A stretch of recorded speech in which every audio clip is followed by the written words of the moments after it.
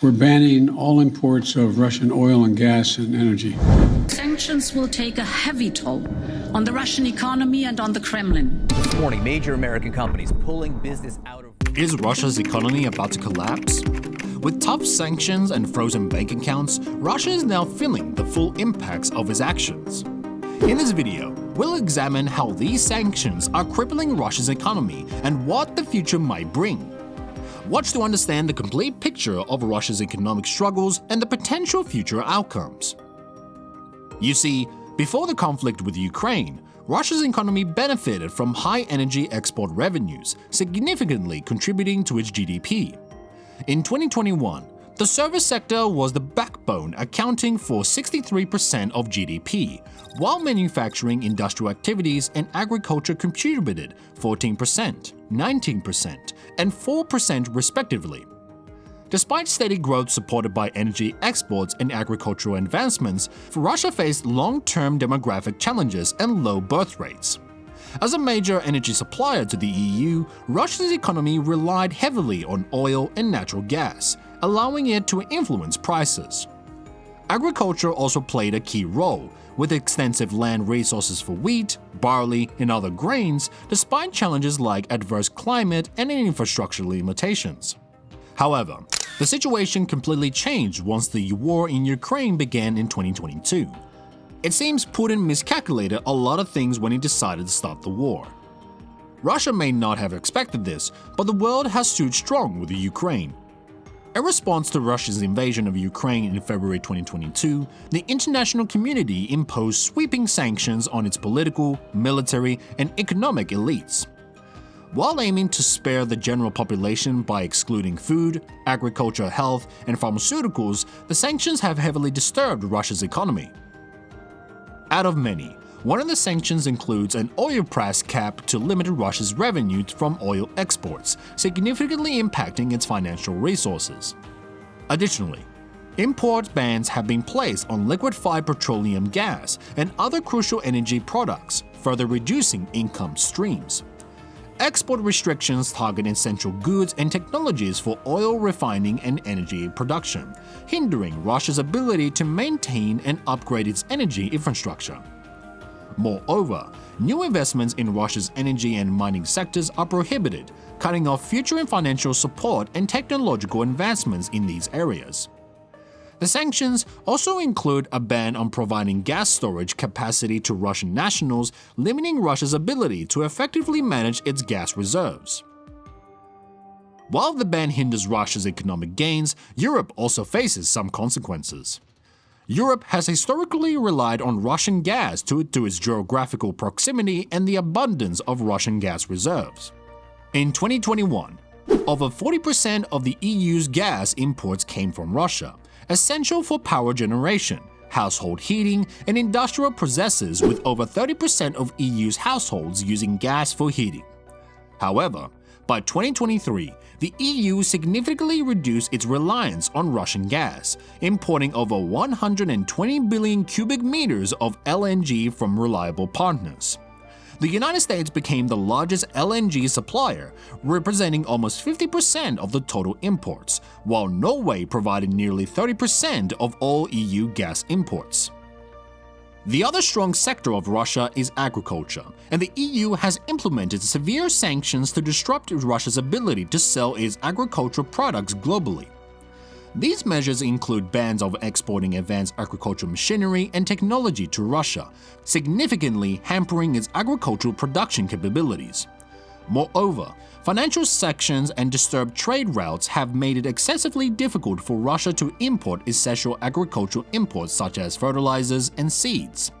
As a result, productivity in agriculture has declined by an estimated 20 to 25%.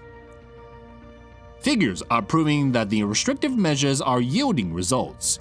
Both in the World Bank and the IMF estimated that in 2022, Russia's trade in goods and services was set to decline significantly. For 2023, imports are forecasted to be higher than 2022, while exports are forecasted to further drop according to the World Bank or remain almost at the same level according to the IMF. Moving on. Another area where Russia has severely impacted in its financial sector, the financial sanctions have effectively restricted Russia's access to international capital markets. By banning EU, UK, and US investors from providing capital to the key Russian banks and companies, these sanctions have led to a drastic reduction in foreign investment. According to the statistics, 300 billion euros of Russian central bank reserves are blocked in the EU, other G7 countries, and Australia. 70% of assets of the Russian bank system are under sanctions. Another 20 billion euros of assets of more than 1,500 sanctioned persons and entities have been frozen. This has forced Russian financial institutions to rely more on domestic capital, resulting in a sharp decline in foreign debt held by Russian banks. Additionally, the exclusion of Russian entities from the SWIFT international payment system has complicated international trade transactions, making it difficult for Russian businesses to operate globally. These measures have led to significant federal budget deficit, forcing the government to borrow more from within the country and straining financial stability. Curious about how sanctions are directly affecting the Russian economy? Keep watching as we explore how these global actions are transforming Russia's economy landscape. If you're enjoying this detailed look, be sure to subscribe to our channel for more expert insights. The combined effects of sanctions have placed immense pressure on Russia's economy. The financial sector faces a significant budget deficit, reaching $27 billion in early 2023, and a drastic reduction in foreign investment, with foreign debt of Russian banks abroad dropping from $214 billion to $74 billion. Government spending has shifted heavily towards military efforts, increasing by 50% in 2023, leading to cuts in health, education, infrastructure, and industry. This redirection of funds and the overall economic strain have resulted in decreased GDP growth. With a 7 to 10% reduction compared to pre-sanction forecast, the Russian economy is thus experiencing a significant downturn and increased instability. And all these struggles have been evident in the country's currency value. The Russian ruble has experienced a sharp decline in value over the past several months, dropping by 40% against the US dollar since December 2022. In response to the ruble's fall, the Russian central bank has taken drastic measures, including raising interest rates from 7.5% to 11% and implementing capital controls to stabilize the currency.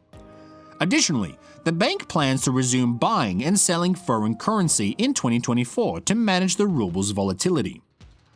The economic crisis in Russia is compounded by structural weaknesses such as the lack of economic diversification and over-reliance on state-owned enterprises.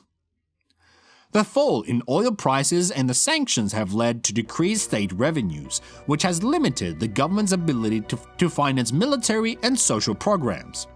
Moreover, high inflation driven by the weak ruble has impaired the financial restraint on ordinary Russians by making its imports more expensive. While the Russian economy has managed to avoid a full-blown crisis thanks to the part to increased government spending and the continued purchase of Russian oil by countries like China and India, the long-term outlook remains uncertain.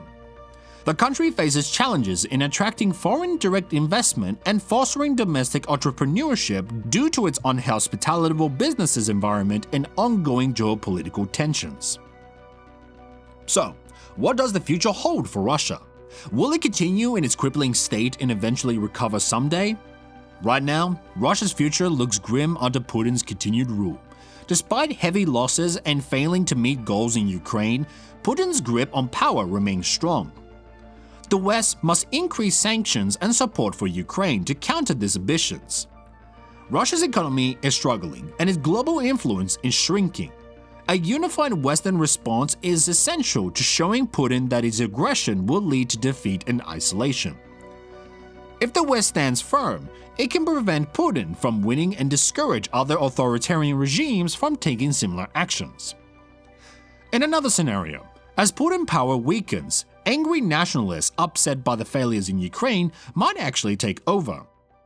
In June 2023, Putin faced a major threat to his power when Yevgeny Prigozhin and the Wagner Group took over Rostov-on-Don and marched towards Moscow. This exposed Putin's weak support, as few Russians opposed the immunity. Prigozhin criticized the war in Ukraine, highlighting Russian military failures.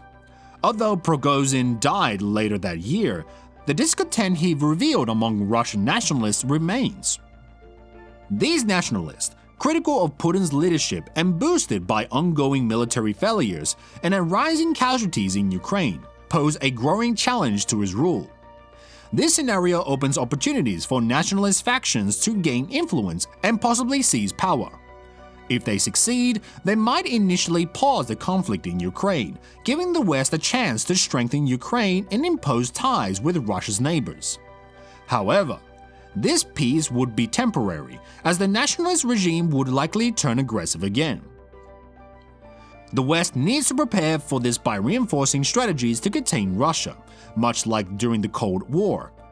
This rising nationalist threat, driven by a desire to restore Russian glory, could drastically change Russia's politics and its whole role in the world. So, for now, the future of Russia and its economy seems bleak. What do you think is the most likely scenario for Russia in a few years? Will it continue in its crippling state and eventually recover, or will international political shifts redefine its path? Would love to hear your thoughts. Let us know in the comments below. And if you found this video informative, make sure to hit the like button and subscribe to the channel for more videos.